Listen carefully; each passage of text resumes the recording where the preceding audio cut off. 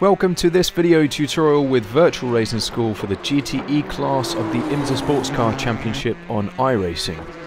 This week takes us to Road America, where I'll be looking at a lap driven by Jeremy Bouteloup with the Ford GTE, which he's driven in default afternoon weather to match the official series. I'll play the lap in full for you first before then going into further analysis.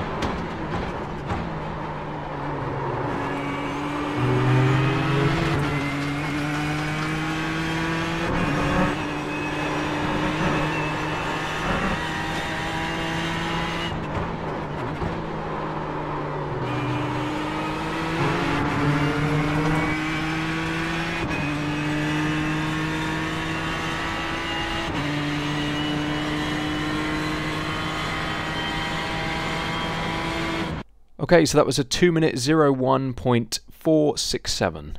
Starting off then from the list of data packs on the VRS website, we're going to choose Jeremy's Ford data pack with the IMSA series, and we'll choose week 8. This will load up the session details, where of course you can download the lap files to compare your driving in sim, the replay and the setup, the race setup. So we're just going to click on Learn Track to load up the analyzer, and it will start to play the lap through. I'm just going to pause it and show you what we can see here. If this is new to you, you've got a steering angle inputs trace throughout the lap, as well as a speed trace, brake and throttle inputs, live driving inputs, and a summary of sectors at the top which you can select. I'm just going to slow it down for this tutorial and mute it as well. We'll start off with the opening straight from the start-finish line, play that through. Obviously heading into turn 1 you want to be thinking about your braking point, and you've got, fortunately this circuit, plenty of brake markers to choose from. We're going to choose the second set of cones, the one with 3 cones. So brake right at the edge of the circuit. I'll just show you the external view for that. Using all of the track, braking hard initially and bleeding off as Jeremy turns in. And if I just go back to when he does turn in, it's pretty much just after he passes that final cone, which is going to be your turn-in point. And you tend to get some understeer through here if you're not trail braking, so that's why Jeremy's kind of finished his braking but then holds a bit of brake. This is trail braking right into the apex just to keep the front end loaded up, get the car rotated, gets the car on that curb as well, and picks up the throttle pretty much at the exact moment that he apexes. So picks it up very aggressively to about 70%, 75%, and then modulates and isn't in a rush to commit to full throttle because he's not sure quite how the car will react off that apex curb. And not until he reaches the exit curb does he finally commit to full throttle. And I'll just show you the external view there. So he's used a good amount of curb through the exit as well. So play that through. Down the hill then. Apparently this is turn 2 that we're now passing through. Don't know why. But yeah, you're braking in towards turn 3, which we'll go to next. Now, there are some markers that you can use, but there's no cones, unfortunately. Just this one marker board off in the distance. Now, you're just going to have to use that as your reference and brake well before you reach it, basically. But again, Jeremy's braking quite firmly initially, and then he's bleeding off as he turns in. Now, you'll notice as he turns in, you want to be turning in fairly early into this one. The reason being is the circuit kind of dips away at the apex. So if you're wide of that, you don't turn in early enough, you're likely going to wash wide. So again, he's trail braking all the way into the apex here and picks up the throttle nice and confidently as he apexes. We're in second gear on the exit. So plenty of traction, plenty of power, and not enough traction. Hence the reason why he's hesitant to reach full throttle, similar to turn 1, but even more so. This is a slower speed corner, and you want a nice clean exit.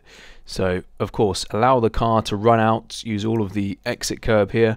Just be aware where my cursor's pointed that you don't drop the center line of the car over that point there through the exit, otherwise you'll get penalized. I'll just speed it up down this next straight. Apparently we're going through 2 more corners here. This is turn 3A under the bridge, and then turn 4. I guess there are slight kinks in the road, but just take the path of least resistance, the straightest possible line towards the braking zone into what is turn 5, which will be the next one. Now again, you've got some brake references that you can use here. You've got 3, 2 and 1. Jeremy's going to be braking just before the 2. Oops, I'll just slow that down again and play that through. So quite a heavy braking zone here. Again, you can't afford to maximize the brake pressure too much. You've got no ABS in these cars, so you do risk locking up, but you do have lock-up lights. Now we can see from this light on the left that Jeremy has just locked the front left momentarily, hence why he lifts off the brake ever so slightly. So he's really doing a nice job of threshold braking. He's seen the lock-up and is immediately responding to it. Now it's important to note here that the line that Jeremy takes under braking is going to take him further and further away from the inside of the corner under braking. So he's braking in a nice straight line. We'll just play that through, and he turns in quite late. So I'll show you the car positioning here. Well before the tarmac change though. But yeah, you want to turn in nice and late once you've got the speed down, and that allows you to get a nice run through the corner. And again, we can see that Jeremy's trail braking all the way into the apex here. Now you've got quite a flat curb on the apex, so you can afford to cut it a little bit. And then as you pick up the throttle in second gear again, remember, so quite progressive is Jeremy on the power. Doesn't want to overdo it and break traction. You do of course have traction control in these cars, but it's not good to heavily rely on it as it's not quite perfectly refined. So play it through using all of the curb through the exit there, of course. Really need to take advantage of the curbs at this circuit. Up the hill then into turn 6. You want to be braking just before the Corvette bridge. Now because the car goes very light, the circuit kind of crests here. You can't afford to brake very hard. So you can see here that Jeremy's probably initially about 50% there before bleeding off quite early on. But yeah, his peak brake pressure is not very high either because of the speed that he approaches the corners, quite slow as well. So down into second gear again, another corner where you can afford to use a decent amount of curb on the inside. It really hooks the car up, pulls the car around. Pick up the throttle as you apex and then modulate. Open the steering up, use all of the exit curb as well. Just be aware that the curb isn't really long enough, hence why there's so much wear in the grass as people tend to run off there quite commonly. You don't want to do that. And then bring the car over to the right hand side to position yourself as best as possible for turn 7. Now as we play it through here, you'll notice that Jeremy barely breathes out of the throttle, only about 80% or so, so there's plenty of downforce with this car, so you can really carry a crazy amount of speed in the fast corners. But you'll notice as I play it through, he's on a good line, but I think he's just committed a bit too much in terms of throttle. Could really have lifted slightly more, because as I play it through, gets away with it, but he does drop a couple of wheels onto the grass, and obviously that's very risky as the curb ends. But yeah, that slight feather, which I'm just indicating there, allowed him to just about get away with it. It didn't really affect his lap time too much. Now into turn 8, once again you've got a bunch of brake markers that you can use. Jeremy's going to brake just before the 2 marker, which will play through now. Again, another second gear corner, turning in quite late, very similar to the previous 2 90-degree left-handers. Can probably actually use a little bit more curb at the apex here, but that's still fine. Again, pick up the throttle as you apex, modulate, a little bit of a correction for oversteer, which we can see in the steering trace, but then commits to full throttle, opening the steering up through the exits. Now in towards the carousel now. Jeremy brings the car over to the left hand side, but doesn't feel the need to use all of the track. We'll just take it, in fact we'll play it through because there's a little bit more of this sector to go, and you can see that he's just feathering the throttle here ever so slightly as he picks up what is going to be his first apex. Now the carousel by nature is a constant radius, very long corner, but you can still sort of just about treat it like a double apex. So you want to carry enough speed through the middle part. We'll just go to the next sector, sorry. And you'll notice, so this is his first apex, and then he's carried enough throttle up to this point such that the car is going to just run wide, just shy of the middle of the circuit.